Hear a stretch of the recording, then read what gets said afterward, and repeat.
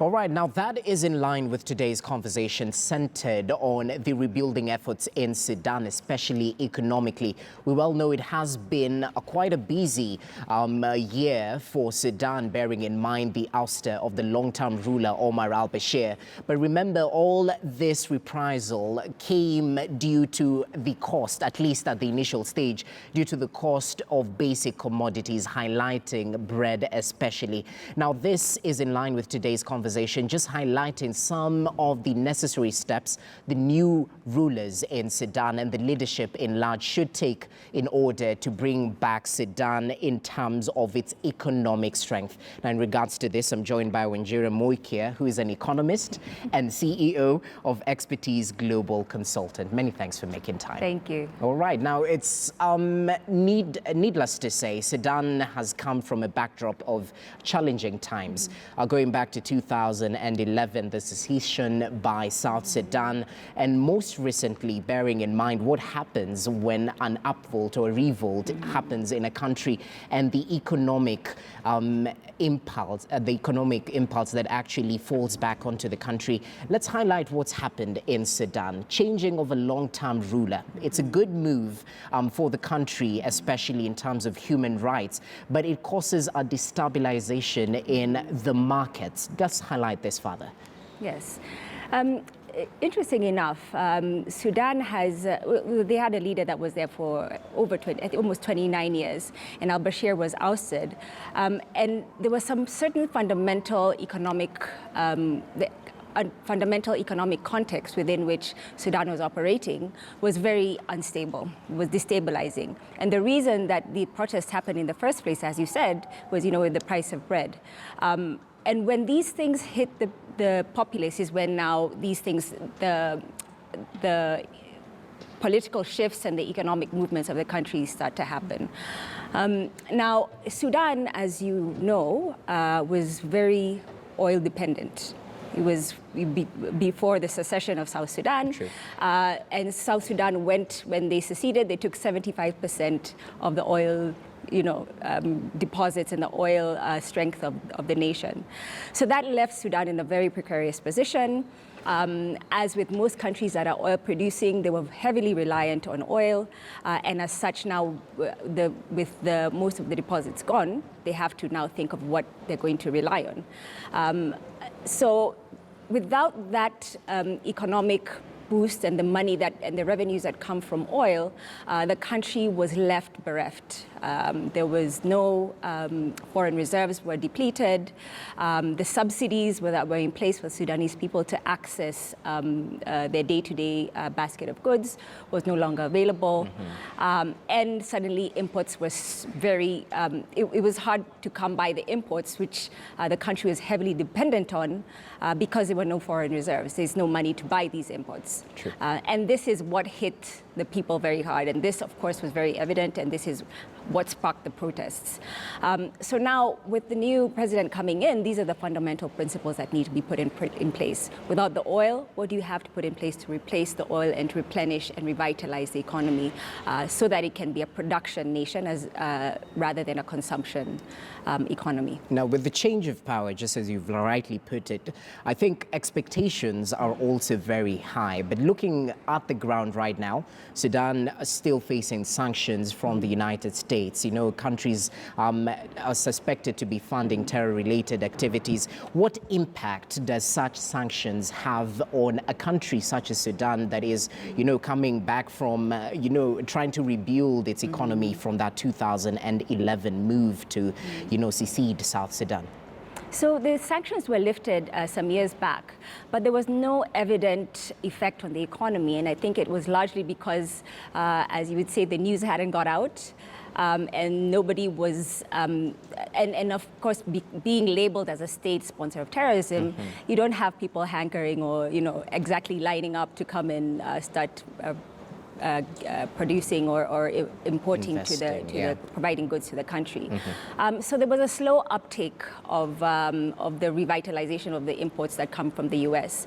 But now, I think slowly, as the fundamentals start to build, as the trust is built in the country, as we see more positive moves such as the cabinet being in place, military no longer being the central player in terms of the leadership of the country, you start to see a lot more coming in from possibly trade relations with the U.S. and stronger trade engagement with different countries around the world. All right, now taking a look at the debt burden in Sudan, we well know that the new Prime Minister, is actually in talks with the World Bank and IMF in order to maneuver through this, because debt has to be paid.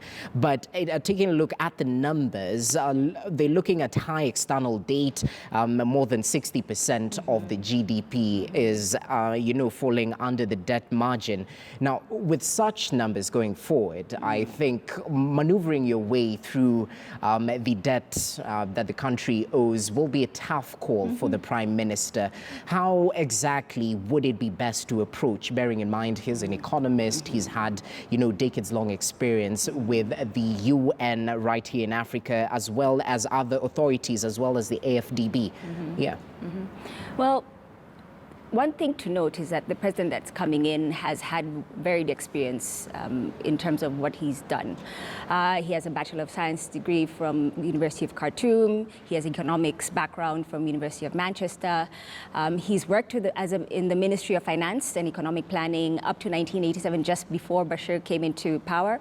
And incidentally, as you know, in 2018, he refused to take up the position of Minister of Finance in the Bashir government, which signals to me that there's a big divide or a difference between the Bashir regime and his position, which is a good thing to show that, it's not more of the same, it's a little bit different. He has also worked in other countries. He's worked in Zimbabwe, which has also had problems of inflationary issues, so he understands some of the context going on there. And so I think with that kind of experience, he's also worked with the World Bank. He's in a good position to come into negotiations with the international organizations such as the IMF and the World Bank. And the World Bank, these international organizations know very well that the fundamentals of the country are not well placed to repay the debt. And if they're listed from the list of countries that are sponsoring terrorism, they could be listed under the highly indebted poor countries, which means that they would be getting concession or debt-free, interest-free loans, which would help them to revitalize and get the help that they need to rebuild the economy. So I don't expect the IMF and the World Bank are going to be unreasonable in their discussions with Sudan. Rather, they should put out a helping hand to enable them to build the economy and the structure so that they can begin to start to repay the debt that is owed. It's interesting you mentioned Zimbabwe. Taking a look at the inflation rate, this time around in Sudan, it jumped to 52.59% in July compared to 47.78% in June. Now, correct me if I'm wrong, comparing both countries, Zimbabwe came from the leadership of longtime ruler over 30 years roughly in power, Robert Mugabe, over to, the crocodile Mnangagwa, as he's commonly known. Now, in terms of inflation, it was a big issue right there. Taking a look at Sudan as well, as we rightly put it, it all started with the price of bread and the inflation, where people couldn't afford things at the shop. That's how high the inflation rate was. Now, taking a look at Sudan, our figure of 52.59% as of July is not as high as compared to Zimbabwe, yes, but it's pretty substantial, don't you think? Now, maneuvering this in terms of fiscal policies, in terms of, what is put on paper that will definitely benefit the people back in Sudan, in the villages who are looking forward to perhaps afford a piece of bread, What fiscal policies should we look at? Well, the fiscal policies, in terms of how the government should manage its revenues and expenditures, is starting to channel that to revitalizing production in the country. This is not a term measure. This is going to be a long-term measure. You have to revitalize agricultural production. You have to revitalize possibly the dairy farming. You know, Sudan is where the White Nile and the Blue Nile meet. So the agricultural potential is extremely high. But as I mentioned earlier, this concept of Dutch disease, where you have one highly productive element or sector within a country, or the whole country is geared towards making sure that that one sector is working to the detriment of the rest of the sectors. And this is a classic case of what happened in Sudan.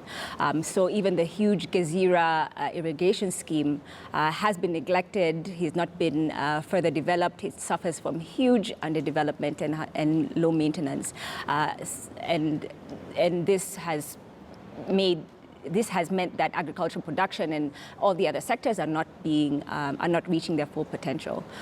So I think when you link that to even what happened in Zimbabwe, Zimbabwe went down. The main reason it went down was because the farmers. You know, Zimbabwe is one of the breadbaskets in Africa, right? So once the farms were taken away from the white owners and given to the black Zimbabweans, who didn't necessarily have the know-how to make sure that those farms continued to generate the agricultural output that they were, the country was not able to export in the way it was exporting. So I contrast this with Sudan.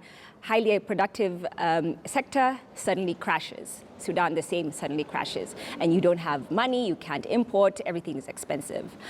This is why in Sudan, they are asking for, I think it was about approximately $10 billion to hold up the economy in order to be able to import in the short term while the production engine is restarted in the country so that they can begin to produce wheat. If you're going to make bread, you're going to have wheat and to have that working for the common wananchi, as you would say, in Sudan. All right. Now, as we conclude, perhaps let's highlight the avenues of debt relief, which could be very instrumental in rebuilding the economy in Sudan. I think approaching international institutions, international financial institutions, talk of IMF, they take a look at the record of policies and payments, if I'm not wrong. Now, you mentioned that they're privy to the information of what's ongoing in Sudan, but approaching with debt relief in mind and, actually getting proper deals that might not really hamper, the financial side of the country. How should this be approached? When the World Bank lends to a country, especially a highly indebted country such as Sudan, they come in with policies and structures that will help the country to be able to start generating revenues that will help them to produce. Now, this is very different than commercial lending. If you perhaps were going to the market or even going to China, as we know, where the market rates are much higher, and there's not necessarily an technical assistance that's coming with the support. It's a very different ballgame. I think the IMF and the World Bank are primarily lenders, but they're lenders that also support the structure to grow. So if you look at the history of Sudan and you say, okay, well, maybe they've come into debt and they've been coming into debt for a while now and they've not been able to come out of debt, and in fact, now they're highly indebted, as it were, that means structurally the country has some fundamental policy changes that need to be effected. And the loan and the finances that come from institutions such as the World Bank come with that type of support. I used to work at the World Bank, so I used to be part of a team that also used to provide technical support to a country that helps them to strengthen their policy profile, their legal framework, that then now would mean a better position to generate stronger revenues and a stronger economy for the country. So I think Sudan is going to be able to get there. They're well placed with the transitional Prime Minister Hamdok, who has engaged in these discussions before, and I'm hopeful that he will be able to come into fruitful discussions with the international institutions to make sure that Sudan survives what it's going through now. All right, many thanks for making time, CEO of expertise, global consultant and an economist as well. Mrs. Muikia right there highlighting various issues coming from the rebuilding process in Sudan, especially from an economic perspective. Many thanks for making time. Thank you. All right. Now let's